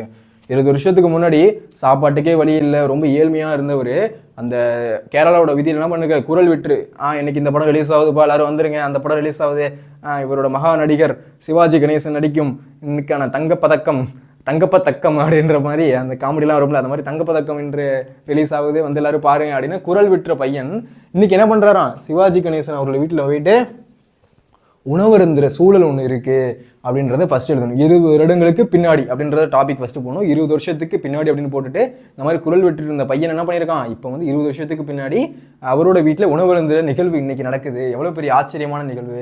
அவரோட படத்துக்கு நான் இந்த மாதிரி போயிட்டு ப்ரொமோஷன் பண்ணிட்டு இருந்தேன், ஆனால் இன்னைக்கு நான் அவர் வீட்டில் போய் சாப்பிட போகிறேன் அப்படின்ற மாதிரி ஒரு நிகழ்வு நடக்குது அப்படின்றத ஃபஸ்ட் எழுதணும். அடுத்து சிவாஜியும் மோகன்லாலும் 1995 விபிகே மேனன் அவரோட படத்தில் சிவாஜியும் மோகன்லாலும் நடிக்க சம்மதிச்சிருக்காங்க. அதாவது என்ன பண்ணிருக்காங்க, சிவாஜியும் மோகன்லாலும் 2 பேரும் நடிக்க போகிறாங்க. எந்த வருஷம், 1995 விபிகே மேனன் அவரோட படத்தில். ஓகேவா, விபிகே மேனனோட படத்தில் நடிக்க போகிறாங்க. அப்படத்தோட இயக்குனர் யார் அப்படின்னா ராஜீவ்நாத். அதோட இயக்குனர், அதோட டேரக்டர். இப்போ ஒவ்வொரு படம் சொல்லணும்ல, லியோட டேரக்டர் யார், லோகேஷ் கனகராஜ் எடுத்திருக்காரு. இந்த படத்துக்கு வந்து ஒருத்தர் எடுத்திருக்காங்க, இதோட டேரக்டர் இது. இப்போ நமக்கு சொல்லுவோம்ல, இப்போ வந்து இந்தியன் 2 எடுத்தது வந்து யார், சங்கர் எடுத்தாங்க அப்படின்ற மாதிரி சொல்லுவோம்ல. ஒவ்வொரு படத்துக்கும் அது மாதிரி டேரக்டர் யார் அப்படின்னா ராஜீவ்நாத் வந்து ஒரு டேரக்டர். ஜால்மால் என்பவர் திரைக்கதை. இதில் யாரோட திரைக்கதை அப்படின்னா ஜான் பால்னு ஒருத்தர் இருக்காரு, அவரோட திரைக்கதை தான் அது. படம் பற்றி பேச நடிகர் திலகம் வீட்டுக்கு செல்ல நேரிட்டது. அந்த படத்தை பற்றி பேசுறது அந்த படத்தை பற்றி பேசுறது என்ன பண்ணுறாங்க, அவங்களோட நடிகர் திலகம் சிவாஜி கணேசன் இருக்காருல, அவர் வந்து அவரோட வீட்டுக்கு போகிற மாதிரி இருந்துச்சான். ஓகேவா, இது கிளியரா? 20 வருஷத்துக்கு பின்னாடி அப்படின்றத டாபிக் போடணும். போட்டு என்ன பண்ணணும், அவர் வந்து அவரோட வீட்டில் இன்றைக்கி நான் உணவுலேருந்து நினைக்கிறேன், நான் எப்படி முன்னாடி வந்து கேரளாவோட வீதிகளை வந்து குரல் விட்டுட்டு இருந்தனோ, ஆனால் இன்றைக்கி நான் ஒரு வீட்டில் வந்து ஒரு சாப்பிட்ற நிலைமைக்கு வந்திருக்கேன், உணவுழுந்துற சூழல் என்று அப்படின்றத ஃபஸ்ட் எழுதணும். அதுக்கப்புறம் சிவாஜியும் மோகன்லாலும் அப்படின்னு போட்டு, இது ரொம்ப முக்கியம். 1995 விபிகே மேனன் அவரோட படத்தில் சிவாஜியும் மோகன்லாலும் நடிக்க சம்மதிச்சிருக்காங்க அப்படின்னும். அந்த படத்தோட இயக்குனர் யார் அப்படின்னா ராஜீவ்நாத். அதோட ஜான் பால் அப்படின்ற ஒரு திரைக்கதை அப்படின்றத போட்டு படம் பற்றி பேச நடிகர் திலகம் வீட்டுக்கு அன்னைக்கு வந்து வீட்டுக்கு செல்ல நேர்ந்தது அப்படின்றத எழுதணும். அவங்க வீட்டுக்கு போகிறாங்க எல்லாரும். ஓகேவா? ஓகே. அடுத்து வீட்டோட தோற்றம். அந்த வீடு எப்படி இருக்கான், அவரோட யாரோட இதெல்லாம் யார் சொல்கிறா அப்படின்னா சொல்லிக்காடு, அதாவது பாலச்சந்திரன் சொல்லிக்காடு மனசுலேருந்து இதெல்லாம் அவரோட நயம், அவரோட எண்ண ஓட்டம் எப்படி இருக்குது அப்படின்றத நம்ம எழுதிட்டு வரோம். ஓகேவா? வீட்டோட தோற்றம். ஒரு நாள் சிவாஜியின் வீட்டிற்கு விருந்தளிக்க சென்றோம். அவங்க வீட்டுக்கு எப்படி போகிறாங்க, அவங்களோட வீட்டுக்கு அப்படி போகிறாங்களாம். போன எப்படி இருக்கான், சிவாஜியின் வீடுல அது அரண்மனை, அது வீடு மாதிரி இல்லை, அது எப்படி இருக்கான், பெரிய அரண்மனை மாதிரி இருக்கான். நம்ம வந்து அரண்மனை 1 2 3 4 பார்த்தோமா, அதுதான் அரண்மனை, அந்த மாதிரி இருக்கான் அரண்மனை. ஓகேவா? அந்த மாதிரி அரண்மனை அப்படின்னு இருக்கான். கதவில் அழகிய வேலைப்பாடுகள். அதோட கதவுல ஒவ்வொரு வீட்டோட அந்த கதவு இருக்கும்ல, அது ஒவ்வொரு ரூம்லையும் எப்படி இருக்கான் அப்படின்னா அழகிய வேலைப்பாடுகள் இருக்கான். அதில் வந்து ஒவ்வொரு பூ இருக்கு, ஒவ்வொரு மலர் இருக்கு, ஒவ்வொரு சிங்கம் போட்ட ஃபோட்டோ இருக்கு. இந்த மாதிரி என்ன பண்ணிருக்காங்க, அழகிய வேலைப்பாடுகள் செஞ்சுருக்காங்க. தங்கத்தால் இழைத்த வேலைப்பாடுகள் என்ன பண்ணிருக்காங்க, தங்கத்தால் வந்து அழகிய வேலைப்பாடுகள் செஞ்சுருக்காங்க. தங்கத்தால் இழைத்த 2 பெரிய யானை தந்தம் எப்படி இருக்கான், 2 யானை தந்தம் வந்து எப்படி இருக்கான், இப்படி இருக்கான். அது வந்து தங்கத்தாலே செஞ்சுருக்காங்களாம். அதான் தங்கத்தாலே இழைச்சிருக்காங்க. 2 பெரிய யானை தந்தங்கள் வந்து அவங்க வந்து வரவேற்கிற மாதிரி இருக்கான். இப்படி 2 யானை தந்தங்கள் வந்து வரவேற்கிற மாதிரி இருக்கான். மாடிக்கு சென்றோம். என்ன பண்ணியிருக்காங்க அப்படின்னா மாடிக்கு போகிறாங்க. உள்ளே வந்துட்டாங்க. உள்ளே வந்துட்டு இப்படி வந்து என்ன பண்ணுறாங்க, உள்ளே வீட்டுக்குள்ளே வந்தோடனே 2 யானைக்கு அந்த மாதிரி இருக்கான். அது எதில் இருக்குது, தங்கத்தில் இழைச்சா மாதிரி இருக்கான். ஓகேவா? அந்த மாதிரி இருக்குது. இவங்க என்ன பண்ணுறாங்க, வீட்டுக்குள்ளே போகிறாங்க. வீட்டுக்குள்ளே போனால் என்ன பண்ணுறாங்க, மாடிக்கு போகிறாங்களாம். இங்கேருந்து என்ன பண்ணுறாங்க, மாடிக்கு போகிறாங்க. மாடிக்கு மேலேருந்து யார் இருக்கா, சிவாஜி கணேசன் அவர்கள் இருக்காங்க. மாடி ஏறும்போது கட்டபொம்மனின் கம்பீர தோற்றத்தில் சிவாஜி. கட்டபொம்மன், வீரபாண்டிய கட்டபொம்மன் எப்படி வந்து ஒரு கோபக்கார கண்ணோட எப்படி நிற்பாரோ அந்த மாதிரி தோற்றத்தில் யார் இருக்கா அப்படின்னா சிவாஜி அவர்கள் இருக்காரு. அவரோட ஃபோட்டோ அப்படின்றது இருக்குது. அது மாதிரி நிறைய ஃபோட்டோ இருக்காங்க. அதை பார்த்த உடனே சொல்லிக்காடு, அதாவது பாலச்சந்திரன் சொல்லிக்காடு எப்படி இருக்கான், அவர் நேரில் பார்த்த மாதிரி இருக்கான். உடனே என்ன பண்ணுறாரு, கையெடுத்து கும்பிடுறாராம். அதுதான் கம்பீர தோட்டத்தில் சிவாஜி. அடுத்து சத்ரபதி சிவாஜி. அடுத்து என்ன இருக்குது அப்படின்னா சத்ரபதி சிவாஜி. அடுத்து இன்னொரு புறத்தில் பிரெஞ்சு அரசு வழங்கிய செவாலியர் விருது கண்ணாடி பெட்டியில் இருந்தது. அதுக்கு பக்கத்தில் என்ன இருக்கான், பிரெஞ்சு அரசு என்ன பண்ணிருக்காங்க அப்படின்னா இவருக்கு செவாலியர் விருதுனா என்ன சார் அப்படின்னா ஒன்றும் இல்லை, இந்த உலகத்திலேயே யார் வந்து திரைப்படத்துறையில ரொம்ப பெரிய நடிகராக இருக்காங்களோ அவங்களுக்கு தான் என்ன பண்ணுவாங்க அப்படின்னா செவாலியர் விருது அப்படின்றது கொடுப்பாங்க. அதுதான் ரஷ்யாலேயே யாரோ ஒருத்தவங்க என்ன பண்ணியிருக்காங்க, பெரிய அந்த செவாலியர் விருதை கொடுத்துருக்காங்க. அதுவும் இதில் இருக்குது, கண்ணாடி புத்தகத்தில் இருக்கான், அந்த கண்ணாடி பெட்டியில் இருக்கான். அது வந்து எங்கே இருக்குது அப்படின்னா அவங்க வீட்டில் இருக்குது. என்ன பண்ணுறாங்க அப்படின்னா இவங்க வீட்டுக்குள்ளே என்ட்ராகிறாங்க. என்ன பண்ணுறாங்க அப்படின்னா மேலே வந்து அந்த உதவியாளர்கள் வந்து வாங்க மாடிக்கு அப்படின்னு சொன்னோடனே அவங்க மாடிக்கு ஏறுறாங்களாம். ஏறினோடனே எப்படி இருக்குது அப்படின்னா வரிசையாக இருக்குது. அதில் ஃபஸ்ட் எடுத்தோடனே சிவாஜி, அதுக்கடுத்து என்ன இருக்குது, சத்ரபதி சிவாஜி இருக்குது. அதுக்கப்புறம் என்ன வீரபாண்டிய கட்டபொம்மன் இருக்குது. அதுக்கடுத்து அவரோட ஃபோட்டோ இருக்குது. அதுக்கடுத்து வந்து செவாலியர் விருது அளித்த பெரிய ஒரு கண்ணாடி பாக்ஸில் இருக்குது, செவாலியர் விருது கொடுத்து அந்த ஒரு கேடயம் அப்படின்றது இருக்குது. ஓகேவா? செவாலியர் விருது கண்ணாடி பெட்டியில் இருக்கான். ஓகேவா? இதெல்லாமே அங்கே இருக்குது. வீரபாண்டிய கட்டபொம்மனோட எப்படி இருப்பாரோ அதே மாதிரி ஃபோட்டோ இருக்கும். இதை பார்த்த வந்து என்ன பண்ணுறாரு, பாலச்சந்திரன் சொல்லிக்காடு கையெடுத்து கும்பிட்றாரு. அப்படியே வந்து சிவாஜி கணேசனே பார்த்த மாதிரி இருக்கு அப்படின்னு என்ன பண்ணுறாரு, கையெடுத்து கும்பிட்றாராம். இது வரையும் புரியுதா? அடுத்து சிவாஜியின் வரவேற்பும் உபசரிப்பும். சிவாஜியோட வரவேற்பு, இவங்க எல்லாருமே வராங்க, வீட்டுக்கு வராங்க. ஜான் பால் இவங்க எல்லாருமே என்ன பண்ணுறாங்க, வீட்டுக்கு வராங்க கதை பற்றி பேசுறதுக்கு. ஆனால் யார் எடுக்கிறா, மேனன் அப்படின்றவர் எடுக்கிறாரு 1995. அப்படி எடுக்கும்போது என்ன பண்ணுறாங்க அப்படின்னா அவர் வீட்டுக்கு போகிறாங்க. அவரோட யாரும் போகிறா அப்படின்னா பாலச்சந்திரன் சொல்லிக்காடு அப்படின்றவரும் போகிறாரு. அவர் யாராக இருக்காரு, இப்போ முன்னாடி வந்து கேரளாவில் வந்து அந்த மாதிரி குரல் விட்டு தெரிந்த பையன் இன்னைக்கு என்ன பண்ணுறாரு அப்படின்னா ஒரு கேரள மலையாள கவிஞராக இருக்குது. அவரும் எல்லாருமே சேர்ந்து போகிறாங்க அவங்க வீட்டுக்கு. போனோன்னு என்ன நடக்குது அப்படின்னா வரவேற்பு உபசரிப்போம். அவர் என்ன பண்ணுறாரு, சிவாஜி வந்து வாங்க எல்லாரையும் வரவேற்பதும் அவங்களை எப்படி உபசரிக்கிறாங்க அப்படின்றதையும் இதில் சொல்கிறாங்க. ஓகேவா? மாடியில் ரசித்தபடியே சென்ற எங்களை மாம்பழச்சாறு கொடுத்து வரவேற்றனர் தலைவனும் தலைவியும். மாம்பழச்சாறு என்ன பண்ணிடுறாங்க, இவங்க போனவனே என்ன பண்ணுறாங்க அப்படின்னா எல்லாருக்கும் மாம்பழச்சாறு கொடுக்குறாங்க. ஓகேவா? மாசா கொடுக்குறாங்க அப்படின்னு ஞாபகம் வச்சுக்கோங்க. மாசாலாம் இப்போ உள்ளது அப்போலாம் கிடையாது. என்ன பண்ணுறாங்க, எல்லாருக்கும் மாசா கொடுத்துட்ருக்காங்க. கொடுத்தோன்னு என்ன பண்ணுறாங்க அப்படின்னா தலைவனும் தலைவியும் அப்படின்னா அவங்க வந்து சிவாஜி கணேசனும் அவங்களோட மனைவியார் என்ன பண்ணுறாங்க, அவங்கள வந்து அழைக்கிறாங்களாம், வாங்க வாங்க அப்படின்ட்டு கொடுத்து வரவேற்றனர் தலைவனும் தலைவியும். அப்போது அங்கே சிங்க நடை நடந்து வரும் ராஜராஜ சோழனை பார்த்து அவள் கால் தொட்டு வணங்கினோம். அங்கே யார் இருக்கா? ராஜராஜ சோழன் மாதிரி அவரோட நடை எப்படி இருக்கான்? அப்படியே கம்பீரமா ராஜராஜ சோழன் மாதிரி நடந்து வராராம். அவரை பார்த்தோன்னே எப்படி இருக்கான்? கால் தொட்டு கும்பிடணும் அப்படின்னு கால் தொட்டு வணங்குறாராம். யாரு? பாலச்சந்திரன் சுள்ளிக்காடு அவர்கள். பதிலுக்கு ஆசீர்வாதம் செய்ய பதிலுக்கு என்ன பண்றாங்க? நல்லா இருப்பா அப்படின்னு சொல்றாரு. உட்கார சொன்னாரு. சரி நீங்க எல்லாரும் உட்காருங்க அப்படின்னு சொல்றாரு. ராஜீவ்நாத்தும் ஜான் பாலும் சிவாஜியும் கதாபாத்திரம் பற்றி பேசுறாங்க. அவங்க என்ன பண்றாங்க? இவர் வந்து ஒரு கவிஞர் எழுதுறது, பாட்டு எழுதுறவர் யாரு? பாலச்சந்திரன் சுள்ளிக்காடு அப்படின்றவர். ஆனா ராஜீவ்நாத்தும் ஜான் பாலும் கதை கொண்டெல்லாம் இருக்காங்கல்ல, அவங்க என்ன பண்றாங்க அப்படின்னா கதாபாத்திரத்தை பத்தி அவங்க வந்து எக்ஸ்பிளைன் பண்றாங்க. இந்த படம் இப்படி இருக்க போகுது, நீங்க இந்த ரோல்ல நடிக்க போறீங்க, இதை பத்தி தான் நீங்க நடிக்க போறீங்க அப்படின்ற மாதிரி யார் சொல்றா? ராஜீவ்நாத்தும் ஜான் பாலும் அதை பத்தி பேசிட்டு இருக்காங்க. அவங்க இவர் என்ன பண்றாரு? பக்கத்துல உட்காந்து அவரை ரசிச்சிட்டு இருக்காரு. அவரோட கண் அசைவு எப்படி இருக்கு, அவரோட முடி எப்படி இருக்கு, எப்படி வந்து தோல் சரிந்து எப்படி நடந்து வரும்போது எப்படி இருக்கு, ராஜராஜ சோழன் மூலம் இருக்கு. அவர் வந்து நம்ம படத்துல தானே பார்த்துருக்கோம், இப்போ நேரில் பார்க்கணும். ஒரு எப்படி இருக்கும்? அப்படி பிரமிப்பா இருக்கான். ஓகேவா? அந்த மாதிரி இருக்கு அப்படின்றத பத்தி பேசிட்டு இருக்காங்க. அடுத்து சிவாஜியின் அங்க அசைவுகள், அவரோட சின்ன சின்ன அசைவுகளும் எப்படி இருக்கு அப்படின்றது எப்படி பாலச்சந்திரன் சுள்ளிக்காடு எப்படி சொல்றாரு அப்படின்னு பார்க்கலாம். அது அவர்களிடம் பேசும்போது புருவ அசைவு, அவரோட பேசும்போது எப்படி இருக்கான்? அவரோட புருவம் அப்படின்றது அசைதான், அதை வந்து எப்படி இருக்கான்? புருவ அசைவு. அடுத்து முக அபிநயம், அவரோட முகம் வந்து ஒவ்வொன்றுக்கும் எக்ஸ்பிரஷன் ஆகுதான். ஒரு சிரிப்புன்னு சொல்லும் போது சிரிக்கிறாராம், கோபம்னு சொல்லும் போது கோபப்படுறாராம், அந்த கதை சொல்லும் போது அவரை வந்து இந்த அழுகுன்னு சொல்லும் போது அந்த முகம் அப்படியே மாறுறது, அதுதான் முக அபிநயம்.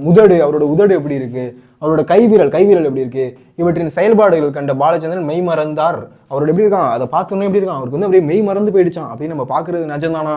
அப்படி கிளியெல்லாம் பாத்துக்கிறானா? இது உண்மைதானா? உண்மை நிஜத்துல தான் இருக்கமா இல்லை கனவுல இருக்கமா அப்படின்ற மாதிரி அவருக்கு இருக்கான். அடுத்து ருத்ரன், கர்ணன், காளிதாசன், பாரதி, கட்டபொம்மன், ராஜராஜ சோழன், இன்னும் பிற கதாபாத்திரங்களின் சிவாஜி பாலச்சந்திரன் கண்களில் மின்னினார். அவரோட எப்படி இருக்கான்? இப்பயுமே சரி, இப்போ ராஜராஜ சோழன் அப்படின்னு சொன்னாலும் சரி, இல்லை வந்து கட்டபொம்மன் வீரபாண்டிய கட்டபொம்மன் சொன்னாலும் சரி, அவர் யார் அப்படியே வந்து அவர் நடித்த படங்கள், அதாவது சிவாஜி கணேசன் அவர்கள் நடித்த படம் எப்படி இருக்குமா அப்படின்னா அது அப்படியே ரியலாக இருக்க மாதிரி இருக்குமா. இப்போ வந்து நம்ம ராஜராஜ சோழன் சொன்னாலும் சரி, வீரபாண்டிய கட்டபொம்மன் சொல்லி அவர் நடித்த படத்தை பார்த்தோம் அப்படின்னா அவர் தான் நம்ம மண்டியில் இருக்குமா எப்பொழுதும். அந்த அளவுக்கு அந்த ரோலை வந்து ரொம்ப பர்ஃபெக்டாக செஞ்சு முடிப்பாராம். அது அவர் அதே மாதிரி நடிக்காத ரோல்கள் அப்படின்ற மாதிரி கிடையாதான். அவர் வந்து 9 ஒரே படத்துல 9 வந்து கதாபாத்திரங்களை வந்து அவரே மாறி நடிச்சது அப்படின்லாம் சொல்லுவாங்க. ஓகேவா? அது மாதிரிதான் அவரோட முக அபிநயம், அவரோட உதடு, அவரோட கைவிரல், அவரோட செயல்பாடுகள் கண்ட பாலச்சந்திரன் மெய் மறந்து அவரை பார்க்குறாராம். இப்படிரா இவர் இப்படி இருக்காரு அப்படின்ற மாதிரி. அடுத்து ருத்ரன், கர்ணன், காளிதாசன், பாரதி, ஒவ்வொருதும் பாரதியோட வேடம் விட்டுருக்காரு, வீரபாண்டிய கட்டபொம்மனோட வேடம் இருக்காரு, கர்ணனோடது, ருத்ரன் அப்படின்னு எல்லாரோட வேட போட்டோம். ராஜராஜ சோழன் இன்னும் பிற கதாபாத்திரங்கள சிவாஜி, பாலச்சந்திரன், அவரோட பாலச்சந்திரன் சுள்ளிக்காடு அவரோட கண்ணில் எப்படி தெரியுதான்? இந்த எல்லா கதாபாத்திரமும் அவருக்கு தெரியுதான். அதை பார்த்து அப்படியே மின்னுதான் அவருக்கு. அவரோட மெய் மறந்து பார்க்கறாராம். கண்ணை கூட சிமிட்டலையும் அப்படின்னு யாரை பார்க்குறாரு? சிவாஜி கணேசன் அவர்களே இப்படி அப்படியே கண்ணை கூட சிமிட்டாம அப்படியே பார்த்துட்டு இருக்கேன் அப்படின்னு சொல்றாரு. ஓகேவா? புரியுதா? கிளியரா? அடுத்து போலாம். அடுத்து சிவாஜி விசாரித்தல் என்ன பண்றாரு? சிவாஜி வந்து விசாரிக்கிறாரு. என்ன சொல்றாரு? ராஜீவ்நாத்திடம் பாலச்சந்திரனை காட்டி இந்த பையன் யாரு என்றார் சிவாஜி. மலையாள கவிஞன் என்று அறிமுகப்படுறாரு. எல்லாரும் இருக்காங்க, அவருக்கு வந்து இவர் எல்லாமே தெரியுது. ராஜீவ்நாத்தை தெரியுது, ஜான் பாலை தெரியுது, இவங்க எல்லாரையுமே தெரியுது. ஆனா இவரை மட்டும் தெரில. யார? பாலச்சந்திரன் சுள்ளிக்காடை மட்டும் தெரில. அவர் கவிஞர் அப்படின்னு தெரில. இவங்க என்ன பண்றாங்க? ராஜ்நாத்திட்ட வந்து சிவாஜி கணேசன் அவர்கள் கேட்குறாங்க, யாரு அந்த பையன் நம்ம கூட வந்து உட்காந்துருக்காரு, யாரு ஒரு புதுசா வந்திருக்காரு அப்படின்னு கேட்கும்போது இவர் ராஜ்நாத் சொல்றாரு, அவர் தான் வந்து இந்த மலையாள கவிஞர், பாட்டு எழுதுறவர் அப்படின்னு சொன்னோன்னே இவர் என்ன பண்றாராம்? இவர் பாலச்சந்திரன் சுள்ளிக்காடு வந்து கையெடுத்து கும்பிட்றாராம். அதுக்கு வந்து ஐயோ கவிஞரானீங்க அப்படின்னு சொல்லி யாரு சிவாஜி கணேசன் என்ன பண்றாரு? இப்படி கையெடுத்து கும்பிட்றாராம். அவர் இது மூலமா என்ன தெரியுது அப்படின்னா ஒரு சக நடிகர், அதாவது சக கலைஞரை வந்து மதிக்கிறாரு அப்படின்றத உயர் பண்பு அவர்கிட்ட இருக்கு அப்படின்றதே தெரியுது. ஓகேவா? சுள்ளிக்காட்டு பாலச்சந்திரன் சிவாஜி பாலச்சந்திரனை பார்த்து வணக்கம் என்றார், எங்களை உள்ளே அழைத்தார். சுள்ளிக்காட்டு பாலச்சந்திரன் என்ன பண்றாரு? சிவாஜி பாலச்சந்திரனை பார்த்து வணக்கம், அவர் என்ன பண்ணிருக்காரு? வணக்கம்பா அப்படின்னு சொல்லியிருக்காரு. யாரை பார்த்து? சிவாஜி கணேசன் வந்து சுள்ளிக்காடு பாலச்சந்திரனை பார்த்து என்ன பண்றாரு? வணக்கம் அப்படின்னு சொல்றாரு. அப்புறம் என்ன பண்றாரு? உள்ள வாங்க அப்படின்னு அழைக்கிறாரு. ஓகேவா? அடுத்து என்ன பண்றாரு அப்படின்னு பார்க்கலாம். அடுத்து சிவாஜியின் புகைப்படங்கள், சிவாஜியோட புகைப்படங்கள் அப்படின்றதுக்கு எகிப்தின் முன்னாள் அதிபர் நாசர், எகிப்தோட முன்னாள் அதிபர் யார் அப்படின்னா நாசர். இந்த இருக்காரா? எகிப்தோட முன்னாள் அரசர் யார் அப்படின்னா நாசர். ராஜ்னபூர் வரை உள்ள முன்னோடிகளுடன் சிவாஜி எடுத்துக்கொண்ட புகைப்படங்களை காணும். இவங்க எல்லாரும் என்ன பண்றாங்க அப்படின்னா நடந்து போறாங்க. அவங்க வீட்டுக்குள்ள போகும்போது என்ன இருக்கு? எகிப்தோட முன்னாள் அதிபர் வந்து யார் இருக்கா? நாசர் முதல் ராஜ்பூர் வரை, ராஜர்லேருந்து ராஜ்பூர் வரை இருந்தவங்க எல்லார்ட்டையும் வந்து என்ன பண்ணிருக்காரு அப்படின்னா போட்டோ எடுத்திருக்காரு. அந்த புகைப்படத்தான் வந்து அங்க வரிசையா இருக்கு. அது எல்லாமே எப்படி பாக்குறாராம்? பாலச்சந்திரன் வந்து ஆச்சரியத்தோடு அப்படியே பார்த்துட்டு போறாராம் ஒவ்வொரு போட்டோவையும். அடுத்து சிவாஜியோட பட்டம், விழுப்புரத்தில் ஏழையாக பிறந்த சிவாஜி 5 வயதிலேயே நாடக மேல் சேர்ந்து நடிக்கிறவர். அவர் என்ன பண்ணியிருக்காரு, விழுப்புரத்தில் பிறந்தவர். நம்மளோட தமிழ்நாட்டில் விழுப்புரத்தில் ஏழையா இருந்தவர் அவர் சிவாஜி வந்து 5 வயசுல என்ன பண்ணியிருக்காரு, நாடக கம்பெனியில் போய் நாடகம், அதாவது என்ன பண்ணுவாங்க அப்படின்னா அந்த காலத்தில் 1 டேக் 2 டேக்லாம் கிடையாது. இப்போ உள்ள மாதிரி தப்பா நடிச்சிட்டா டேக்லாம் கிடையாது. என்ன பண்ணணும், ஒரு ரோல் போட்டால் அந்த ரோல் தான் அதை வந்து நடிப்பாங்க. என்ன பண்ணுவாங்க அப்படின்னா நாடகம், கூத்து, தெருநாடகம் அப்படின்னு சொல்லுவாங்க. மக்கள் எல்லாரும் அவ்வளோ கூட்டமாக இருப்பாங்க. இவர் என்ன பண்ணணும், நிறைய வசனங்கள் இருக்கும். அந்த வசனங்கள்லாம் ஒரு வசனம் பிசுறாமல் பேசணும். ஓகேவா, அவ்வளோ மக்கள் இருப்பாங்க. அதுவும் வந்து மைக்கு அதெல்லாம் கிடையாது, கத்தி பேசணும். அவ்வளோ பேருக்கு முன்னாடி அந்த அவ்வளோ வசனங்கள் இருக்கும். அது எல்லாத்தையும் மண்டல ஏற்றணும். மண்டல ஏற்றிட்டு என்ன பண்ணணும், அது எல்லாத்தையுமே பேசணும். அது மாதிரி வந்து கற்று தேர்ந்தவர் யார் அப்படின்னா சிவாஜி கணேசன் அவர்கள். அது மாதிரி வந்து பேசுகிறவர். விழுப்புரத்துலேருந்து ஏழையா பிறந்து சிவாஜி வந்து 5 வயசுல என்ன பண்ணியிருக்காரு, நாடக கம்பெனியில் சேர்ந்து நடிக்க ஆரம்பிச்சிட்டாரு. அண்ணாதுரையின் சத்ரபதி சிவாஜியாக நடித்ததன் காரணமாக சிவாஜி பட்டம் கிடைத்தது. என்ன பண்ணியிருக்காரு அப்படின்னா அன்னைக்கு வந்து அண்ணாதுரை அவர்கள் இருக்காங்க. அப்போ என்ன நடக்குது அப்படின்னா அன்னைக்கு வந்து பெரியார் இருக்காங்க. என்ன பண்ணுறாங்க அப்படின்னா சிவாஜி நாடகம் அப்படின்றது ஒன்று போடுறாங்க. ஓகேவா, யார் இவரோட பேர் அப்படின்றதே கணேசன் மட்டும்தான். யாரோடது, சிவாஜி கணேசனோட பேர் கணேசன் மட்டும்தான். அன்னைக்கு வந்து பெரியார் அண்ணாதுரையோட என்ன பண்ணுறாங்க, ஒரு சிவாஜி நாடகம் அப்படின்றது ஒன்று நடக்குது. அது என்ன பண்ணுறாங்க, சிவாஜியை மாதிரி நடிச்சு காமிக்கிறாரு. அதை பார்த்து எல்லாரும் எப்படி பார்க்குறாங்க, பிரமிப்பாக பார்க்குறாங்க. உண்மையாக சிவாஜியை பார்த்த மாதிரி இருக்கே அப்படின்ற மாதிரி. யார் சிவாஜினா மராத்திய அரசரில் ஒருத்தர் இருப்பார்ல சிவாஜி, அவர் தான் வந்து மலை எலி அப்படின்னு சொல்லுவாங்க. அவரை யார் சொல்லுவா, அவுரங்கசீப் சொல்லுவார். சின்ன வயசு புக்கிலலாம் படிச்சிருப்பீங்க. அவரை மாதிரி அவரை போல அப்படியே ஒரிஜினலாக நடித்ததுனால என்ன பண்ணுறாங்க அப்படின்னா நீ இன்னிலேருந்து கணேசன் இல்லை சிவாஜி கணேசன் அப்படின்னு வந்து அப்பையிலேருந்து தான் அழைக்கப்பட்டாங்க. அதுதான் அதனால என்ன பண்ணுறாங்க, சிவாஜி பட்டமும் வந்து அவருக்கு கிடைக்குது. பராசக்திக்கு பின் வெற்றியாளனானார் சிவாஜி. பராசக்தின்னு ஒரு படம் வந்து அவருக்கு ரிலீஸ் ஆகுது. ஃபர்ஸ்ட் படம் என்ன அப்படின்னா பராசக்தி அப்படின்ற ஒரு ஃபர்ஸ்ட் படம் ரிலீஸ் ஆகுது. அது முடிஞ்சதுக்கப்புறம் எப்படி ஆகுது, அவரோட படம் அப்படின்றது ரொம்ப பெரிய பிரம்மாண்டமாயிருது. இவர் வந்து ரொம்ப வந்து ஒரு கதாபாத்திரங்கள் நிறைய வருது. நிறைய வந்து நீங்கள் இந்த படத்துக்கு நடிக்கவாங்க, அந்த படத்துக்கு நடிக்கவாங்கன்னு பெரிய நடிகர் திலகமாக மாறிட்டார். அடுத்து வீரபாண்டிய கட்டபொம்மனால் உலகில் பிரசித்தி பெற்றார். அவர் நடித்த வீரபாண்டிய கட்டபொம்மன் ரோலுக்கு அப்புறம் தான் என்ன இருக்கு, அதுக்கப்புறம் வந்து ரொம்ப பிரசித்தி பெற்றார். அவருக்கு என்ன ஆயிடுச்சு, உலகம் ஃபுல்லாக தெரிய ஆரம்பிச்சிருச்சு. வீரபாண்டிய கட்டபொம்மன் நடிச்சதுக்கப்புறம் அவரை மாதிரி தத்ரூபம் நடிக்கிறாரு. யாரு, சிவாஜி கணேசன் அவரை மாதிரி தத்ரூபம் நடிக்கிறாரு அப்படின்ற மாதிரி எல்லாரும் பார்க்க ஆரம்பிச்சிட்டாங்க. ஓகேவா, புரியுதா? எப்பயிலேருந்து அவருக்கு வந்து சிவாஜி அப்படின்றத பட்டம் வந்துச்சு அப்படின்னா அண்ணாதுரையோட சத்ரபதி சிவாஜியாக வந்து நடிச்சதோட காரணம். அண்ணாதுரையோட சத்ரபதி அப்படின்ற ஒரு படத்தில் என்ன பண்ணுறாங்க, சிவாஜியாக நடிக்கிறாங்க. நடிக்கிறது மூலயமா வந்து நீ இனிமேல் வெறு கணேசன் இல்லை சிவாஜி கணேசன் அப்படின்னு வந்து பட்டத்தை கொடுக்குறாங்க. ஓகேவா, அது வரையும் அவரோட பேர் வந்து வெறும் கணேசன் தான். அதுக்கப்புறம் வந்து பட்டத்தை கொடுத்ததுக்கப்புறம் என்ன ஆயிடுச்சு, சிவாஜி கணேசன் அப்படின்ற மாறிடுச்சு. ஓகேவா. அடுத்து சிவாஜியிடம் ராஜீவ்நாத்தின் கேள்வி. சிவாஜி என்ன பண்றாரு அப்படின்னா ராஜீவ்நாத் வந்து ஒரு கேள்வி அப்படின்றது கேட்கிறாரு. என்ன கேள்வி அப்படின்னு பாப்போமா. சிவாஜியிடம் வந்து என்ன பண்றாரு அப்படின்னா கட்டபொம்மனின் வசமும் ஞாபகம் இருக்கிறதா என்றார். ஒரு வசனம் சொல்ல முடியுமா என்றார். அதாவது ராஜீவ்நாத் என்ன பண்றாரு அப்படின்னா சிவாஜியில வந்து அந்த கட்டபொம்மனோட வசனம் வந்து வீரநடையா பேசுறீங்கல்ல, அந்த ஒரு வசனத்தை வந்து எங்களுக்காக ஒரு வாட்டி பேச முடியுமா அப்படின்னு கேட்கிறாரு. இது நமக்கு வந்து எல்லா இடத்துலையும் என்ன பண்ணுவோம், அந்த வசனம் அப்படின்றது பேசி பார்த்துருப்போம். ஏறு பிடித்தாயா இல்லை களை வெட்டினாயா, மாமனா மச்சானா மானம் கெட்டவனே என்று சிங்க கர்ஜனை செய்தார் சிவாஜி. எல்லாம் ஒரே மூச்சில் மயங்கி போனோம் நாங்கள். என்ன பண்ணுறாங்க, பேசணும்னு எப்படி இருக்கான், அப்படியே வந்து மெய் மறந்து பார்க்குறாங்களாம் அவளை. இப்படிரா ஒரு மாமனா மச்சானா மானம் கெட்டவனே அப்படின்ட்டு இவ்வளோ தூரம் பேசுகிறாரு அப்படின்னு பார்த்துட்டு எல்லாரும் பண்ணுறாங்க. எல்லாரும் மயங்கி போயிட்டு அப்படியே கிறக்கமாக வந்து அவரை பார்க்குறாராம். இப்படி நடிக்கிறாரு, இப்படி ஒரு மனுஷன் நான் பார்த்ததே இல்லையாடா அப்படின்ட்டு எல்லாம் பண்ணுறாங்களாம். எல்லாரும் வந்து மெய் மறங்கி சிவாஜி அவர்களை பார்க்குறாங்க. யாரு, சிவாஜி கணேசன் அவர்களை.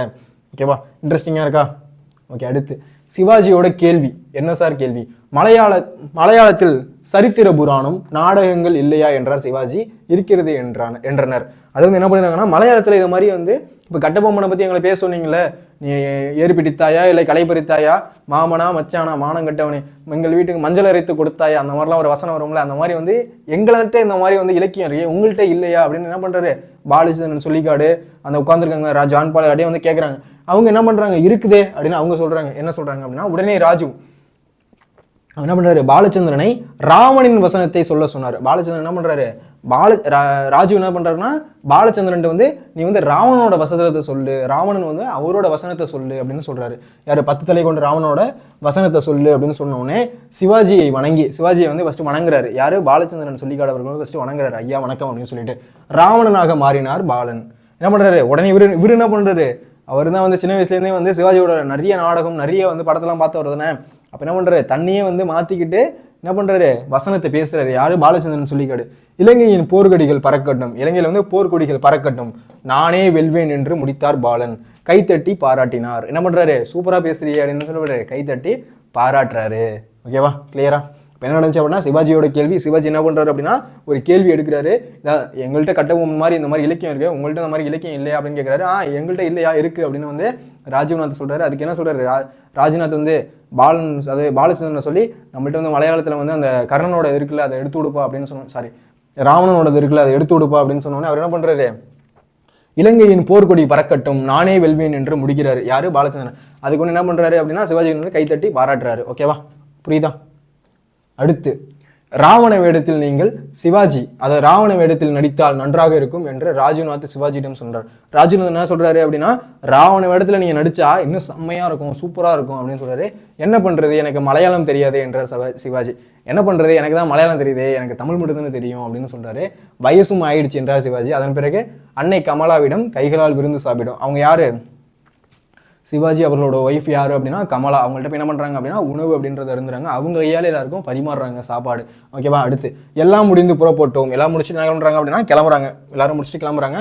வாசல் வரை வந்து மணி அனுப்பி வைத்தார் சிவாஜி. கமலா தம்பதியினர் வைத்த கண் எடுக்காமல் பார்த்து கொண்டே திரும்பி என்ன பண்ணுறாங்க, அவங்க ரெண்டு பேரையும் வந்து இவ்வளோ அருமையாக இருக்காங்களே, இவ்வளோ வந்து ஒன்றா இருக்காங்களே அப்படின்ற மாதிரி என்ன பண்ணுறாங்க, கண்ணை கூட வந்து சிமிட்டாமல் அப்படியே வந்து மெய் மறந்து பார்க்குறாங்களாம். அந்த மாதிரி இருந்துச்சு அப்படின்றத சொல்ல வராங்க. ஓகேவா, ரொம்ப இன்ட்ரெஸ்டிங்காக இருந்துச்சு அந்த கதை. அழகாக கதை மாதிரியும் இருந்துச்சு.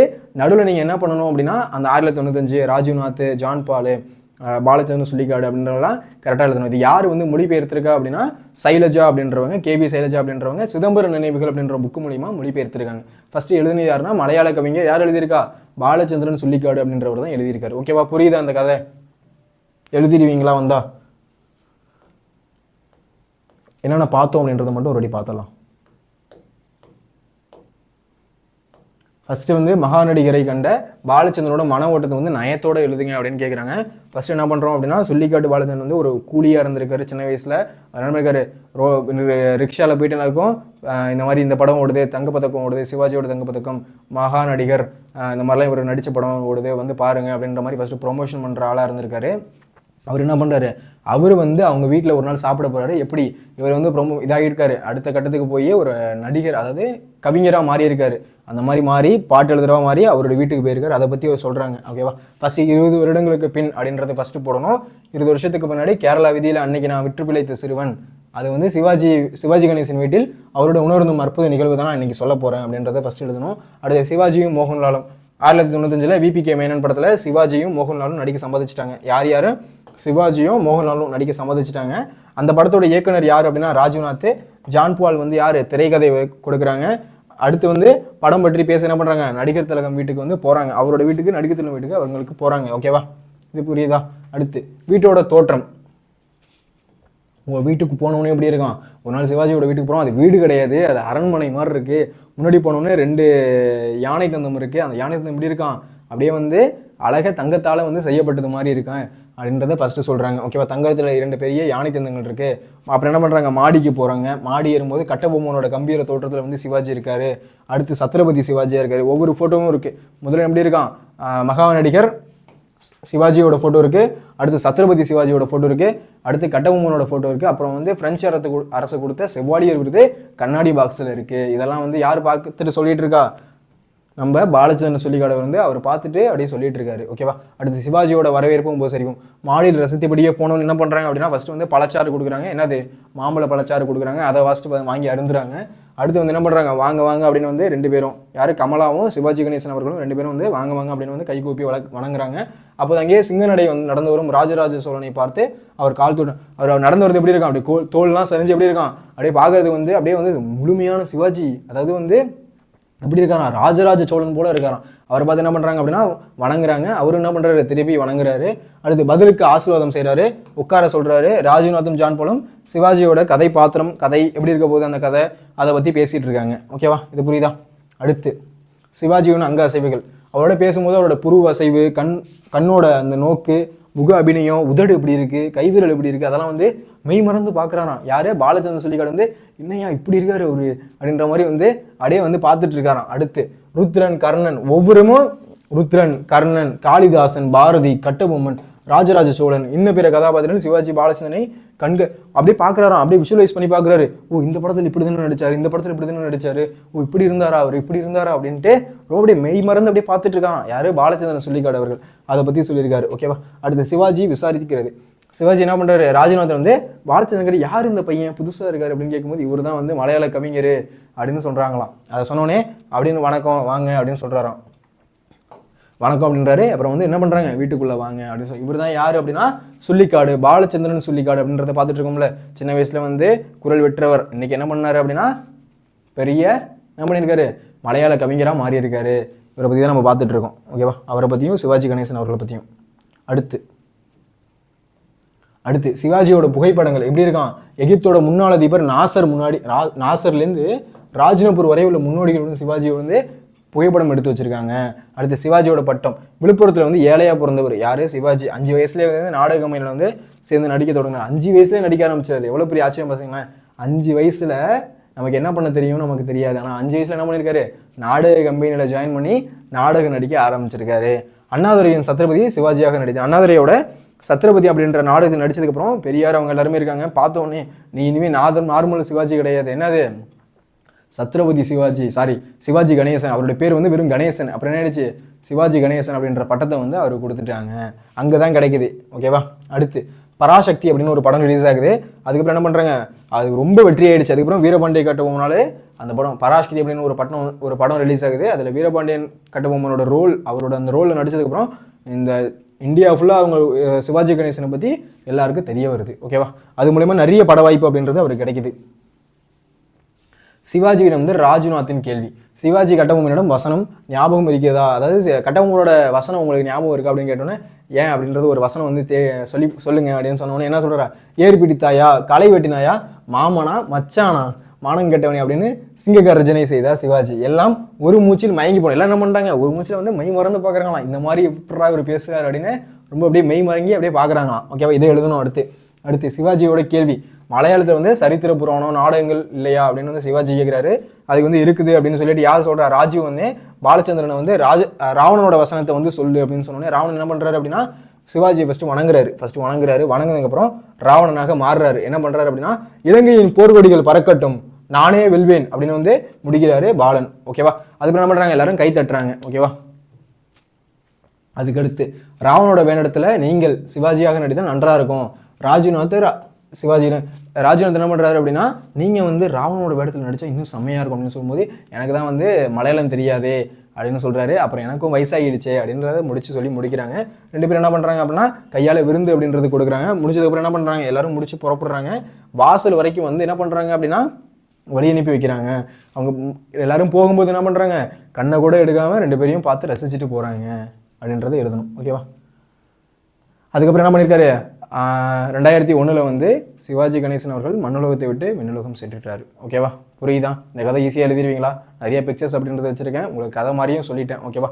என்ன நடந்துச்சு அப்படின்றத விஷுவலைஸாக உங்களுக்கு கதையாக ஞாபகம் இருக்கும்னு நினைக்கிறேன். இதை வச்சு அழகாக இந்த கொஷின் அப்படின்றது முக்கியமான கொஷின், கேட்டால் அழகாக எழுதிடணும். ஓகேவா.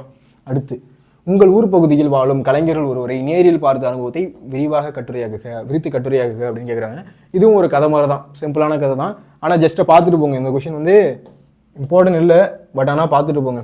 தெரியாமல் இருக்கக்கூடாது, எந்த கொஷினும் எனக்கு தெரியாமல் இருக்கக்கூடாது அப்படின்னா இந்த கொஷின் வந்து மேலோட்டமாக என்ன இருக்குது அப்படின்றத படிச்சுட்டு போங்க. வாழும் கலைஞர் அப்படின்னு டாபிக் போட்டுங்க. இன்றும் இசை மும்மூர்த்திகளில் ஒருவரான தியாகராஜருக்கு இசை விழா தஞ்சை மாவட்டம் திருவையாற்றில் நடக்குது. மும்மூர்த்திகளை ஒருத்தவங்க யார் அப்படின்னா தியாகராஜர். அவருக்கு வந்து என்ன பண்ணுறாங்கன்னா தஞ்சாவூர் மாவட்டத்தில் திருவையாறு வந்து அசோகால்வாக்கு ஃபேமஸ் வந்து இது அப்படின்னா திருவையாறு. அங்கே என்ன பண்ணுறாங்க, தஞ்சை மாவட்டம் திருவையாறில் வந்து ஒவ்வொரு வருஷமும் விழா அப்படின்றது எடுப்பாங்க. யாருக்கு, மும்மூர்த்திகள் உருவான தியாகராஜருக்கு. ஓகேவா.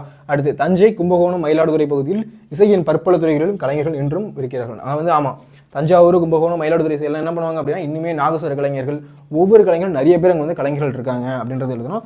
தஞ்சை மாவட்டம் என்றாலே நன்சை மட்டுமல்ல, நல்லிசையும் கலைஞர்கள் இருப்பது சிறப்பு. அது வந்து நன்சை நிலம் மட்டும் கிடையாது. தஞ்சாவூர் எப்படின்னா எங்கே பார்த்தாலும் உங்களால் வயல் அப்படின்றத காண முடியும். அதுதான் நன்சை நிலம். அதாவது என்ன சொல்லுவாங்க, நெற்களஞ்சியம் அப்படின்னு சொல்லுவாங்க தஞ்சாவூர். அதான் தஞ்சை மாவட்டம் என்றாலே நன்சை மட்டும் இல்லை, அங்கே வந்து நன்சை மட்டும் கிடையாது, நல்லிசையிலையும் கலைஞர்கள் இருப்பது சிறப்பு. நல்லிசையிலையும் கலைஞர்கள் இருக்கிறது அப்படின்றது ரொம்ப சிறப்பாக இருக்குது அப்படின்றத எழுதணும். புரியுதா.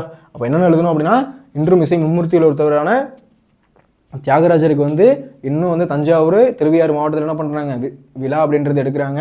அதில் தான் தஞ்சாவூர், கும்பகோணம், மயிலாடுதுறை பக்கத்து துறையிலும் கலைஞர்கள் இன்னும் வந்து வாழ்ந்துட்டு வராங்க. அதே மாதிரி தஞ்சாவூர் மாவட்டம் என்றாலே நன்சை மட்டும் கிடையாது, அங்கே வந்து நல்லிசையில் வந்து கலைஞர்கள் இருக்காங்க அப்படின்றது எழுதணும். ஓகேவா, இது கிளியரா? அடுத்து திருவிசைநல்லூர் ஜெயராமன். திருவிசைநல்லூர் ஜெயராமன் ஒருத்தர் இருந்திருக்காரு. ஓகேவா, கும்பகோணத்துலேருந்து கிழக்கு 5 கிலோமீட்டர் போனோம் அப்படின்னா ஒரு ஊர் இருக்குது, அதுதான் திருவிசைநல்லூர். யாராச்சும் இருந்தீங்க அப்படின்னா கீழே கமெண்ட் பண்ணுங்கள். கும்பகோணத்துலேருந்து 5 கிலோமீட்டர் போனோம் அப்படின்னா என்ன ஊர் இருக்கும் அப்படின்னா திருவிசைநல்லூர் அப்படின்னு இருக்கும். அந்த ஊரில் எல்லாராலும் அறியப்பட்டது யார் அப்படின்னா திரு ஜெயராமன் அப்படின்றது ஒரு இருக்காரு. அந்த ஊரில் அறியப்பட்டது யார் அப்படின்னா திரு ஜெயராமன் அப்படின்றது ஒரு இருக்காரு. அவர் என்ன அப்படின்னா நாதஸ்வர கலைஞர். அவர் யார் அப்படின்னா நாதஸ்வர கலைஞரை பார்க்க சென்றேன் அப்படின்னு எழுதுறோம். ஏன்னா நம்ம சைடு தானே, நம்ம தானே எழுதுறோம் ஒரு கதையா. அப்படின்னா நான் தான் பார்க்க போனேன் அப்படின்ற மாதிரி எழுதுறோம். பார்க்க சென்றேன். ஓட்டு வீடு, வீட்டின் முற்பகுதியில் 2 நாற்காலிகள், ஒரு நீண்ட மேசை, அவ்வளவுதான். அந்த வீடு எப்படி இருக்கான், ஒரு ஓட்டு வீடாக இருக்கான், வீட்டுக்கு முன்னாடி ஒரு மேசை இருக்கான், அவ்வளோதான். அது பின்னாடி என்ன இருக்குது அப்படின்னா ஒரு மேசை இருக்குது, 2 நாற்காலி இருக்குது, அவ்வளோதான்.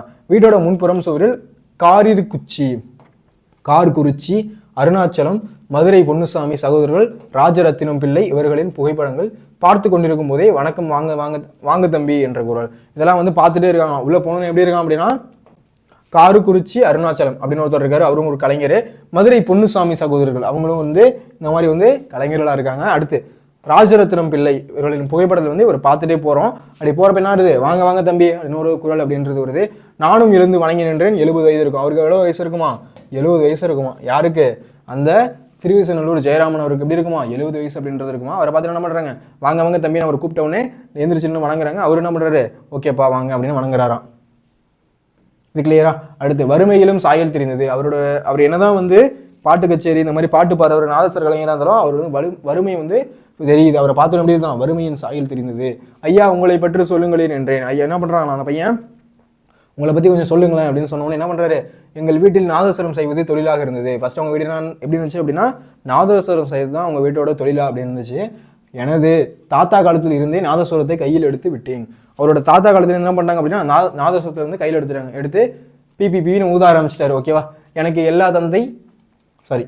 என் தந்தை மூச்சை அடக்கும் பயிற்சியை நீருக்குள் மூழ்கி கற்றுக் கொடுத்தார். அந்த நாதஸ்வரம் ஊதணும் அப்படின்னா நார்மலாலாம் ஊதிட முடியாது, மூச்சு அடைக்கணும். ஓகேவா, மூச்சு அடைச்சி தான் அதை ஊத முடியும். எல்லா காத்தையும் வெளில விடணும்ல, மூச்சு அடைச்சி தான் ஊத முடியும். அதுக்கு என்ன பண்ணிருக்காரு அப்படின்னா தண்ணிக்குள்ளே போயிட்டு என்ன பண்ணுவாங்க, அந்த கண்ணால் எடுத்துன்னு ஆசையில் என்ன பண்ணுவாங்க, தண்ணிக்குள்ளே உட்காராச்சு அவர் நாதஸ்வரம் சொல்லிக் கொடுப்பார்ல, அந்த இதுதான் அந்த சவுண்டு பாட்டு சொல்லிக் கொடுப்பார்ல, அந்த மாதிரி என்ன பண்ணியிருக்காரு, தண்ணிக்குள்ளே முக்க வச்சு மூச்சு அடக்கு அப்படின்ற மாதிரி வச்சு சொல்லிக் கொடுத்துருக்காரு. யாருக்கு, திருவிசைநல்லூர் ஜெயராமனுக்கு அவங்க அப்பா அவங்க அப்பா வந்து சொல்லி கொடுத்துட்டாரு. அடுத்து பலூன்களில் காற்றை ஒரே மூச்சில் ஊத பயிற்சி அளித்தார். பலூன்ல என்ன பண்ணணும், நம்ம என்ன பண்ணுவோம் அப்படி ஊதுவோமா, ஆனால் அப்படிலாம் ஊதக்கூடாது, ஒரே மூச்சா நீ ஊதி அந்த பலூனை வந்து விரிக்கணும் அப்படின்றத சொல்லி கொடுத்துருக்காரு. ஓகேவா, அடுத்து நாதஸ்வரத்தை பிடிக்கும் முறையும் சொன்னார். நாதஸ்வரம் வந்து எப்படி பிடிக்கணும், இப்படி தான் பிடிக்கணும், இந்த விரல் இந்த இடத்துல இருக்கணும், இந்த விரல் இந்த இடத்துல இருக்கணும், அப்போ தான் வந்து சவுண்டு கரெக்டாக வரும் அப்படின்றதெல்லாம் சொல்லி கொடுத்துருக்காரு. அடுத்து ஒருமைப்பாடு பற்றியும் கூறினார். மன ஒருமைப்பாடு, அது நாதஸ்வரம் ஊதணும் அப்படின்னா யார் வேணா எப்படின்னா ஊதிடலாம் அப்படிலாம் கிடையாது. அது வந்து ஒரு மன ஒருமைப்பாடு இருக்கணும். இப்படி தான் ஊதணும், இந்த சவுண்டு வரும்போது நீங்கள் இந்த கையெல்லாம் இப்படி தான் கரெக்டாக வைக்கணும், அப்போ தான் வந்து கரெக்டான சவுண்டு உச்சரிப்பு அப்படின்றது வரும். ஓகேவா, கீர்த்தனங்களில் ஏற்ற இறக்கம், எப்படி வந்து பேசும்போது ஏற்ற இறக்கம் இருக்கோ, ஒரு பாட்டு அப்படின்றப்போ ஏற்ற இறக்கம் இருக்கோ, அதே மாதிரி ஏற்ற இறக்கம் இருக்கணும் அப்படின்றதையும் ஒவ்வொன்றுக்கும் இடைவெளி நேரம் சொல்லி கொடுத்தாரு. ஒவ்வொன்றும் வந்து ஒரு இடைவெளி இருக்கணும், ஒவ்வொரு பாட்டுக்கும் ஒவ்வொரு இடைவெளி அப்படின்றது இருக்கணும் அப்படின்ற மாதிரி இது எல்லாமே சொல்லிக் கொடுக்குறாங்க. கிளியரா?